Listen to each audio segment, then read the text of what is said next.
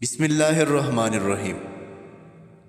کسی بھی چیز سے پریشان ہونے کی ضرورت نہیں ہے اے میرے دل، نہ تو یہ درد ہمیشہ رہنے والا ہے اور نہ ہی یہ زندگی۔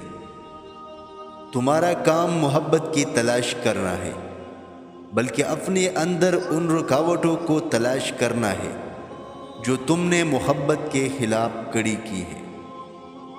اپنے دل پر لگے زخموں کو نظر انداز مت کرو، بلکہ ان کو محسوس کرو، کیونکہ یہی تو وہ جگہ ہے جہاں سے روشنی تمہارے اندر داخل ہوتی ہے۔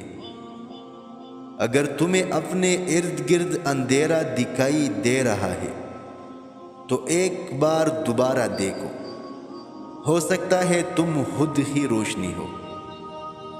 اس سے کوئی فرق نہیں پڑتا کہ آپ کتنی زبانیں جانتے ہیں، دل کی زبان جاننا آپ کو اہل اور قیمتی بناتا ہے۔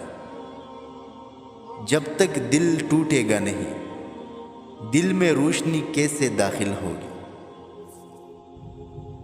اگر تو مرشد اور خدا کو جدا سمجھے گا تو سمجھ لے تیری کتاب بھی گئی اور اس کا دیباچہ بھی گیا۔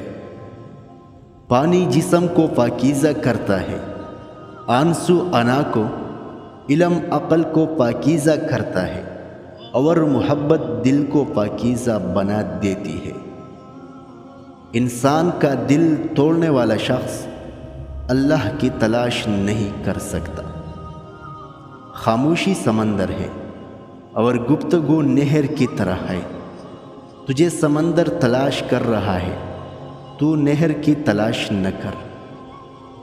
3 قسم کے لوگ تمہیں کبھی کامیاب ہونے نہیں دے گی، ان سے بچو۔ نمبر 1 پست خیال، نمبر 2 آوارہ مزاج، نمبر 3 فحش خیال۔